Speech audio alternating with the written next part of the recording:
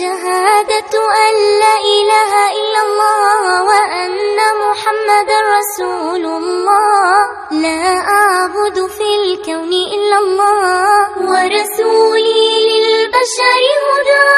بني الإسلام على خمسة أركان في الدين: صوم وصلاة وزكاة حج والشهادتين.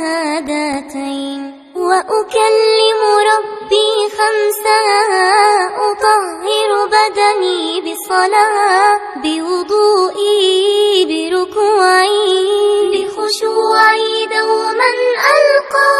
بني الإسلام على خمسة أركان في الدين: صوم وصلاة وزكاة حج والشهادتين.